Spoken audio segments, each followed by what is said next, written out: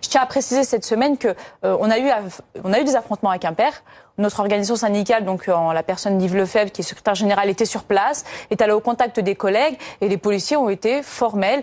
Ils ont eu affaire à des black blocs, cette mouvance ultra-gauche qui n'a pour d'autres velléités que de faire de la casse et d'être dans la violence anti-flic. Et donc c'est totalement cette frange-là qui est à craindre demain et qui pourrait se joindre aux manifestants. On a des moyens... C'est très dur. C'est très dur. Disons que c'est compliqué de les repérer tous. Non, c'est pas compliqué de repérer. Lors des manifestations c'est pas compliqué, parisiennes notamment, les black blocs, les casseurs opèrent systématiquement. Ils ne sont pas forcément nombreux, mais il y a toujours des vitrines brisées, des abribus vandalisés. Bien sûr, mais pas parce que on a du mal à les identifier. Les collègues qui s'occupent d'eux au niveau des renseignements savent très bien les identifier, les quantifier, alors pourquoi et comment dire ils agissent, par où ils arrivent, comment ils arrivent, vêtus de quelle manière, avec l'attirail du parfait casseur dans le sac.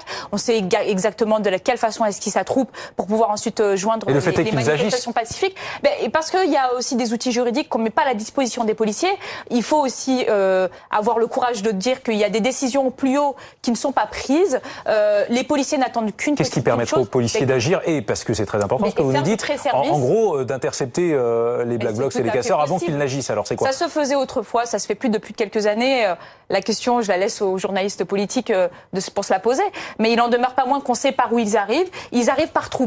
Donc par groupe, on est dans le cadre de... C'est le même cadre juridique que pour les bandes violentes. On sait les identifier, il suffit juste ensuite d'aller à leur contact.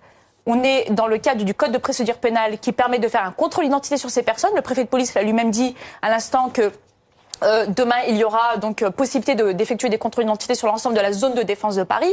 Donc on fait un contrôle d'identité sur ces personnes qui, la plupart du temps, ne sont démunies de pièces d'identité ou ont dans leur sac l'attirail du parfait casseur, donc sont en infraction. Quoi qu'il en soit, on a les moyens de faire des bulles de neutralisation, au moins le temps nécessaire de ces manifestations pour empêcher qu'ils ne les rejoignent. Il suffit juste de prendre des décisions et de déployer les forces de police au niveau des axes par lesquels ils arrivent pour pouvoir le faire. Si on fait de la prévention, on évite ensuite d'avoir nos collègues CRS qui servent de torche humaine.